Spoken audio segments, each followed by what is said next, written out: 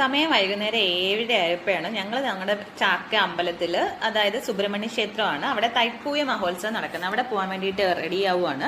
ഏക്കുട്ടി ആദ്യമേ റെഡി ആയിട്ട് ഹാജരായിട്ടുണ്ട്. ഞാനും ഒരുങ്ങി ഇറങ്ങിയിട്ട് നമ്മുടെ അല്ലുക്കുട്ടനെ കാണുന്നില്ല. അല്ലുക്കുട്ടനാണ് ഇവിടെ റെഡി ആവാൻ ഇപ്പം ഏറ്റവും താമസം. TV കണ്ട് കിടന്ന് ലാസ്റ്റ് ഓടിപ്പോയി എല്ലാം എടുത്തിടുവാണ്.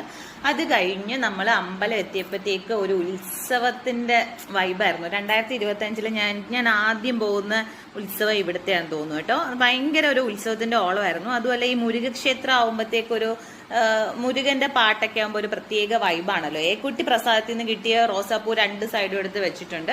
അല്ലൂസ് പിന്നെ പ്രസാദമൊക്കെ ആയിട്ട് വന്ന് ഏക്കുട്ടി ചെന്നപ്പം തൊട്ട് അവിടെ നല്ല മണമാണ്. അവിടെ അന്നദാനം നടക്കുന്നുണ്ടായിരുന്നു. അപ്പവും കുറുമയും ഉഴുന്നുവടയും എല്ലാം ആയിട്ട്, കട്ടൻ ചായ എല്ലാം ആയിട്ട് അടിപൊളിയായിരുന്നു. ഏക്കുട്ടി മണം അടിച്ചിടം തൊട്ട് തൊഴുമ്പോഴെല്ലാം അമ്മേ നമുക്ക് ഫുഡ് കഴിച്ചിട്ട് പോവാം ഇങ്ങനെയുള്ള പറച്ചിലായിരുന്നു. ലാസ്റ്റ് ഞങ്ങൾ ഫുഡ് കിട്ടൂലെന്ന് വിചാരിച്ചു, പക്ഷെ നമുക്കും ഫുഡ് കിട്ടി.